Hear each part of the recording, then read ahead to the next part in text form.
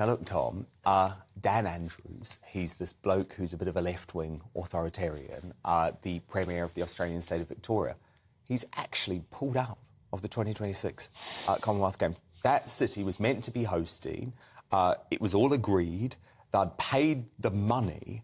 And unfortunately, Tom, this does feel a little bit like a Republican wave sweeping across Australia. Not necessarily the people of Australia, I don't think they necessarily want it, but the people in power, this hard left government in Australia. Should King Charles be worried about this? Oh, absolutely. This wouldn't have happened in the Queen's lifetime, and didn't. When they had the similar crisis, they quickly found an alternative venue for the Games.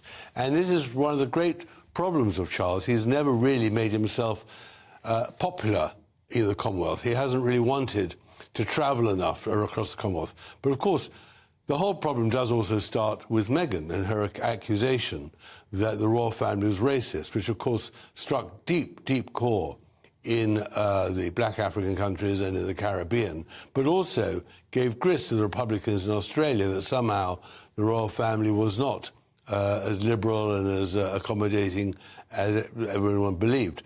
But in the end, I do think this comes down to King Charles's leadership, that he has not been able to assert himself as a great Commonwealth leader. And the great misfortune is that the leadership of the Commonwealth under Patricia Scotland is deeply contaminated. The Secretariat is always very controversial, and somehow under the Queen, who was passionate about the Commonwealth, the late Queen, there was always a great loyalty, and that has disappeared. So here's what Tom Bower said, and he didn't hold back. According to him, King Charles never really made himself popular in the Commonwealth. Unlike his mother, Queen Elizabeth, who commanded genuine respect and admiration across continents, Charles has struggled. His tours lacked the same warmth, the same connection. It's not just about duty, it's about charisma, respect, and timing. And Bower is making the case that Charles simply doesn't measure up. Let's break this down. The Commonwealth isn't just a symbolic club. It's 56 countries, over 2.5 billion people. A massive stage for soft power, diplomacy, and influence. But here's the kicker. The institution only works if people believe in it. Queen Elizabeth kept it alive through sheer popularity and loyalty. He inherited the crown but not the affection. And that is dangerous for the monarchy's global image. Charles has long carried baggage. Scandals from his marriage to Diana, years of being seen as aloof, and now questions about whether he understands the modern world. Bower's point is brutal but fair. In countries like Australia, Canada, and across the Caribbean, Charles doesn't inspire loyalty. He inspires debate about whether it's time to move on from the monarchy altogether. Well, I've been thinking about this, Tom, this week. It really feels like there has been a shift, because the remarkable thing about the Queen, and I also include the late Queen, sorry, and I also include Prince Philip as part of it, is that no matter their age, no matter their health, they remained the undisputed stars of the royal family. I guess maybe the only era where you could say that changed was in the 1990s with Princess Diana. Through the rest of the late Queen's reign, she was front and centre. There's been a real change over the last couple of months. We saw it at Wimbledon over the weekend, where actually William and Kate and their young family are now the out-and-out international stars of the royal family. And it does pose a bit of a problem for Charles and Camilla, doesn't it?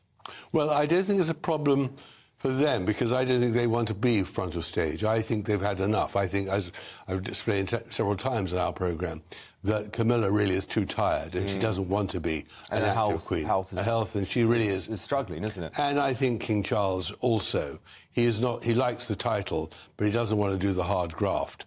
And which the late Queen always did. And the Queen always did, and he has always been very self-indulgent. He works hard for his causes, but not for every cause, and not when duty demands. And I think that's why they pushed William and Kate to the front. And they are a hugely attractive couple. I mean, when I saw Kate at Wimbledon, I thought, Meghan, eat your heart out. She was just fantastic, and her children were terrific too.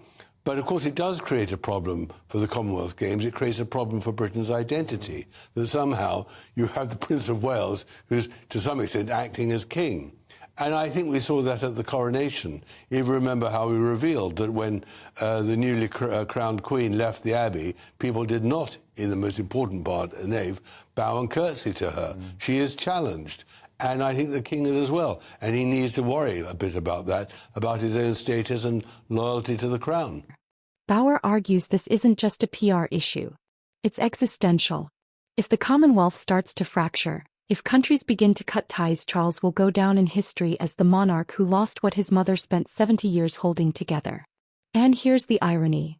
While Charles talks about modernizing the monarchy, it may be slipping away faster than he can hold it. So what happens now? Well, unless Charles can reinvent himself fast, more countries are going to question why they remain tied to the monarchy. Republican movements are gaining traction. Younger generations don't feel the same bond with Charles as they did with Elizabeth. And Bauer is right. That lack of popularity could be the undoing of the Commonwealth as we know it. Yeah, it's fascinating, isn't it? But I certainly think Australia is a big worry at the moment. Well, it is. I mean, Australia, of course, has always had this huge Republican and by the way, thing. Shame on Dan Andrews. I mean, he's a really terrible bloke, by the way. He's a terrible bloke. He did terrible things over the COVID pandemic. But shame on him for signing up his state. You know, the state was all signed up because the Commonwealth Games is a really important thing. I'm a big believer in it. Very important for Commonwealth relations, very important for African countries, very important for lots of sports that don't get it into the Olympic Games. And to pull out and just say, cannot be bothered, I just think it's disgraceful. Well, not only pull out, but without notice. Yeah. And what he really is doing to thousands of athletes... The whole game is under threats now. But to thousands of athletes who are training for that event, it really is a shocking thing to do. Do you know what? Couldn't the King step in? I mean, isn't this an opportunity for the King to actually put his money where his mouth is with William, using the Duchy funds, and actually say, we'll stage it in the UK? Well, I think it's also for the government. I mean, the British government, the Commonwealth is hugely important. The Queen, the late Queen, would have had a word with the Prime Minister. Let's see if King Charles does the same. King Charles's critics say he's already on the back foot, and Tom Bauer's words cut right to the heart of the problem. Without genuine popularity, the monarchy risks losing its global influence. The Queen built the Commonwealth. The question is, will Charles preside over its collapse? What do you think? Is Tom Bauer right? Has King Charles failed the Commonwealth already? Or does he still have time to turn it around? Drop your thoughts in the comments below. Don't forget to subscribe for more no-spin royal commentary and insider breakdowns.